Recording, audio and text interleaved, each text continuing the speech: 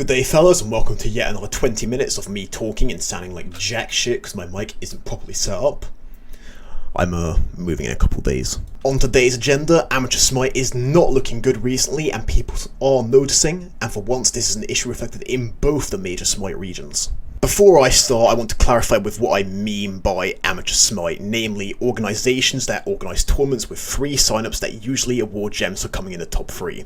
Some major examples of this are Vulpes, who are beyond struggling as of recent, and also where I currently TM, which means tournament manager, and ICE, which frequents barely 8 teams most weeks. Just so you have an idea of what I'm talking about, obviously.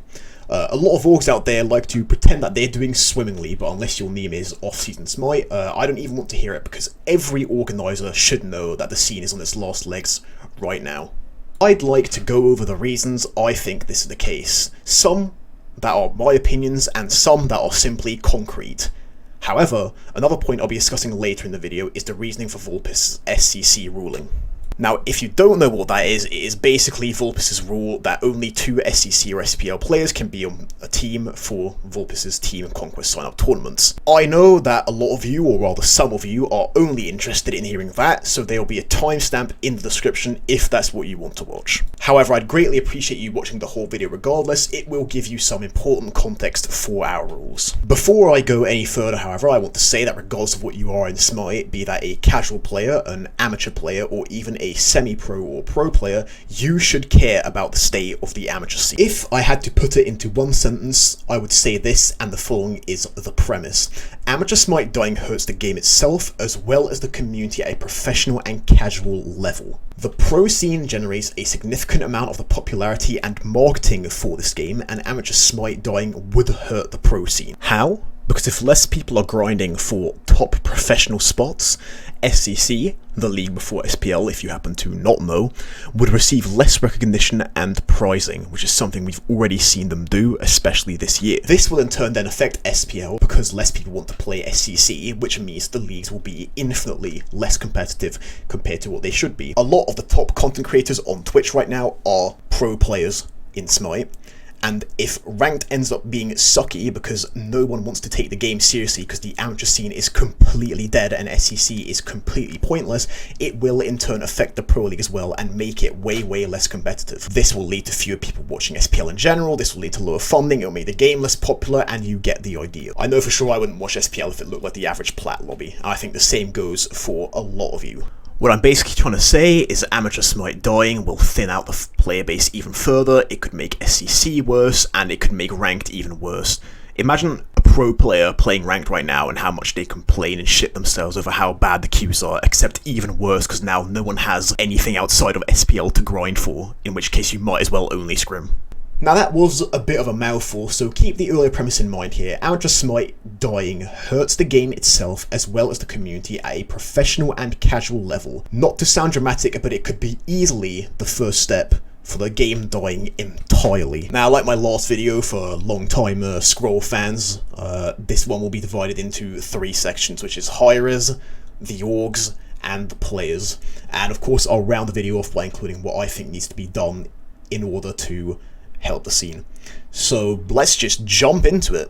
I'm someone with quite extensive TMing experience. I've TM'd for both Smite Light League, which is an EU league, and Vulpes, which does both major regions and primarily does tournaments.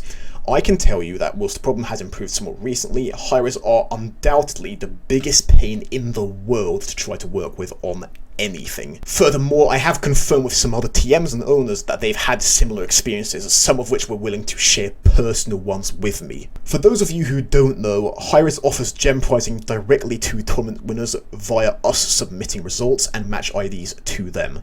I don't think this is necessarily a wrong way of organising prizing. After all, it's their gems, that's not the point. It does cause a decent deal of inflexibility, however, because for us to get our new tournament's gem prizing, we need to basically pitch it off to Hi-Rez like it's some sort of sell me this pen job interview, and if the prizing or format is remotely confusing, it simply just won't get approved, most likely. Long story short, we aren't able to just bring you new cool tournaments because we want to. It's a lot more complicated than that. On top of that, community managers take super long to respond to anything, and conversations are always long, drawn out, and never amount to anything. Nothing comes out of a diplomatic barging when one message is exchanged every 8 hours. Who would have fucking guessed? I don't know if community managers at Hi-Rez simply have way too much other stuff that is their responsibility. However, I can't stress enough how big of a pain in the bollocks it is to never be able to get through to anyone. Now, I've said it's very generous of Hi-Rez to offer prizing for their tournaments out of their own pockets, and I mean it is. However, I can't say with much honesty that the gems you get for these tournaments make it worth the time. Some of you who are newer to the scene don't know this, but Hi-Rez used to offer participation gems. That's right, all you had to do to get gems in Hi-Rez tournaments was to play in them. This is genuinely the most automatic and obvious incentivization for people to sign up to their tournaments that it's actually a wonder to me that they decided to remove them. Just entirely. I can assure you that at least in the case of Vulpes, the level of teams signing up on average simply just plummeted, and believe me when I say it, this was not the higher end teams that were winning the tournaments. And while we're on the topic of gems, TMs do not get paid enough to run these tournaments. For anyone out there who doesn't know the number, we get 400 gems per tournament we manage. That's a chest for is up to 5 hours of work, or at least 2. 2 hours of work for 400 gems, which costs $8. So $4 an hour. It doesn't take an economist and 3 scientists to work out that this is a waste of time from a financial standpoint. And that's assuming that it only takes 2 hours, because much more often it takes way longer. Now, if you think we can just ask for more gems, we have been for years. This has been a concern for a very long time. Hi-Rez's first offer to us is final. Almost 90% of the time, it is not negotiable. Now, if I sound a little bit riled up, don't get me wrong, I really do not want to antagonize Hi-Rez here, because I appreciate and understand that it's a lot of work that goes into doing this sort of thing, and CMs don't have the ability to just act however they want. However, I am worried that the situation is getting dire here. Why?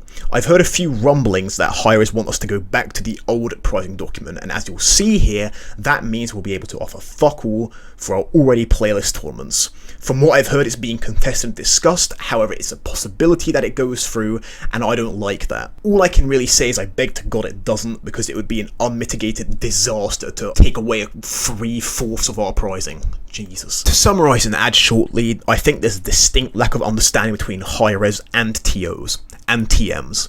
However, I think the misunderstanding is simple, and it simply requires stronger communication. If we could reach community managers a little bit more easily and a little bit more consistently, a lot of these issues could probably have been resolved much quicker than me making this stupid fucking video. The $4 an hour on a good day that we get is not even real money, mind you, and I'm not obviously suggesting that they should be paying us to run these tournaments in tangible currency, unless you're from the Balkans, in which case gems are tangible currency.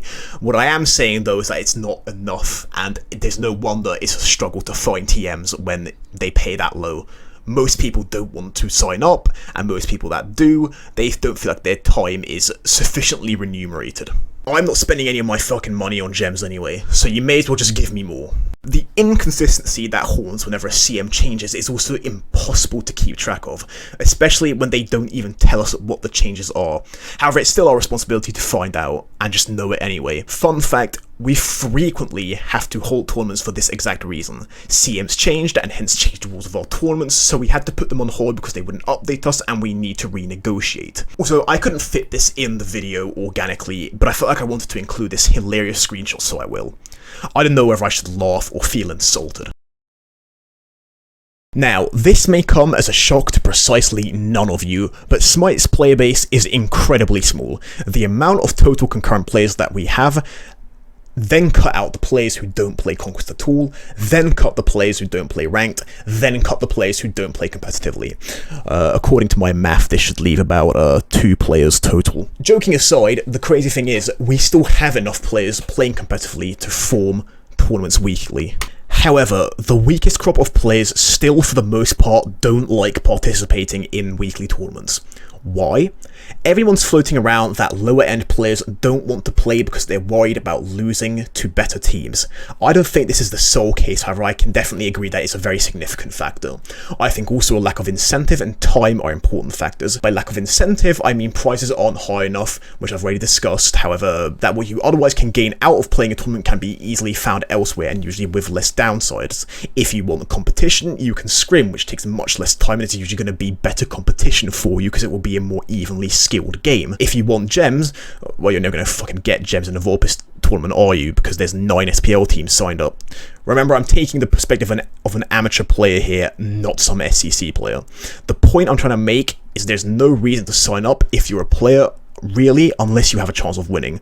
But there should be. Once again, I'll refer to the participation gems. It's a really easy incentive and to me is a no-brainer. I'll say though, the modern philosophers of ancient Athens, also known as Smite Twitter, who are, by the way, no doubt going to be super offended now that I've named them directly, have been presenting some discourse on this topic, let's say. And I have to say, there's absolutely nothing more I love than reading people who are friends with Smurfers and have absolutely no fucking idea how TOing actually works, give their input on the whole thing. I'll refer to this tweet from Migi, because I think it quite conveniently summarizes what I want to say, and that it's funny for you to pipe up about this, considering we know you're smurfing in our tournaments. The same goes for you, and you.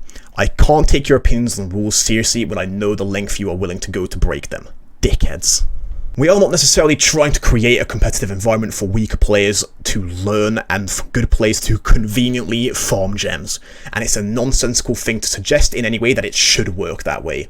There are people enjoying competing in tournaments without feeling like they are fighting for their lives. Do I think that tournaments should be free of competition? No, I don't. But I will say though, regardless of what you think about the rule, saying that amateur Smite players should want better competition doesn't change the fact that a significant portion of them don't. The problem here is that people aren't signing up, and trying to moral compass them about the noble cause of their sign up isn't going to solve it. What I mean by this is arguing with them saying they should sign up because they should care about improving isn't going to get them to sign up. Recent polls we ran on Vorpus, as well as posted earlier this morning, show so far that most people actually support the current SCC rules, so you guys are definitely in a minority in that sense. Furthermore, we more than welcome experienced and professional players in our tournaments when they follow the rules. It's simply a way for us to keep tournaments competitive without making it impossible for newer and inexperienced teams to play. Furthermore, it is more or less an objective truth that playing against SPL teams when you are some gold 5-man that signed up for fun doesn't help you improve rapidly anyway. I can more or less assure you that the moment good teams realize they are against bad ones in their tournaments, they frequently troll pick and troll play for the sake of shits and giggles.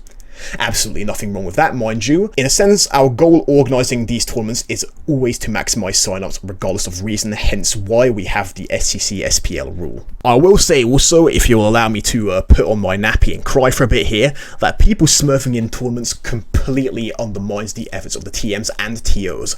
A lot of them regularly put up with unimaginable bullshit from a lot of teams and players to solve petty arguments and try to please everyone. Remember, we are being paid peanuts to run these tournaments, and having to chase around people smurfing, and not least acting like self-righteous cunts about it after the fact, is both frustrating, time-consuming, and for some TMs I know it produces a lot of guilt. I don't give a fuck, but I know other people do. It sounds kind of weird to say out loud, but yes, you guys do hurt our fucking feelings, and make our hair fall out in clumps, and make us want to shoot the cat. I don't really have much to complain about in the way of orgs, frankly. What I tend to notice, taking an EU perspective here, is that certain mini-communities form within certain orgs. For example, people who play in Galeria don't play in Vorpus, but some play in SNL, and vice versa. Working together would be great for some orgs. Most orgs don't run all tournaments during the same time, so there's no direct competition, so some promoting amongst the orgs here would be nice if that's possible.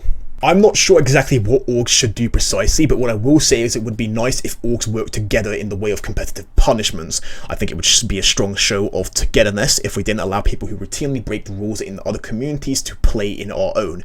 It would also be not a nice deterrent, knowing I can't just go slag off Iced as hard as I want, get banned and queue up for Vulpes the next day. I know that this sort of list already exists for a lot of orgs, however increased efforts to use them properly would be absolutely magnificent. I can't say for sure that this is a doable idea, nor that it's even a good idea. However, some sort of boldness would maybe be a nice move in order to maybe conjure up some greater interest for competitive Smite.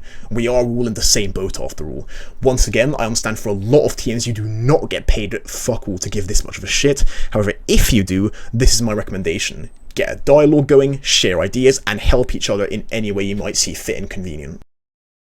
Okay, so these are my solutions, both long-term and immediate ones that would help the scene. Number 1, allow participation gems again. Increase gem payouts for production and organisers, and do not reduce gems for winners. The participation gems do not need to be much, nor do the increases need to be great, however they should undoubtedly be there. I think this is the most straightforward solution I could ever present. People that play in our tournaments, get your head out your arse and follow the bleeding rules. This is not a lot to ask for. You are not gloriously providing the playbase with good competition, you are ruining it for everyone. If you are a lower end team, sign up for a tournament once in a while. You're doing everyone a favour by being there playing, and right now, at least in Vorpis, we're making moves to make sure that it's worth it for you to sign up again. If you're lucky, I might reward your team with a pack of fucking cheese strings as a token of appreciation, or something. For orgs, be stiff with your rulings, work together with other orgs. Again, I have no clue how, but I feel like a bit of cooperation could go a long way here if someone is brave enough to work something out. In conclusion, I hope you can understand why I'm worried about the state of amateur Smite. Furthermore, I hope this video at the very least helps you understand what a complex issue this is for us to fix. No single party is at fault here, and we can all do better. I already complained about how much I hate Twitter, but fuck me, some of you are cynical. The funny thing is, I can't really say I blame you that much, but I do seriously think that those solutions from above would do a lot for the scene. Who knows, maybe the chance that a free horror skin will convince you to grab Frodder blokes from the pub to come and play in a weekly 5v5. Much like the last video, I'd love to hear you disagree with me in the comments, so leave one. Tell me what you think. Am I right? Fantastic. Am I wrong? Send me a pipe bomb. I don't give a fuck, but let's get talking about it. Oh, and one last thing, in the description, my beautiful proofreaders that helped me make sure this video wasn't just schizophrenic rambling are linked in the description. Go give them a follow, or I don't know, send them a message asking them how they could approve such a nauseatingly poor script. My name's Gaming Dualities, and I'll see you in the next video.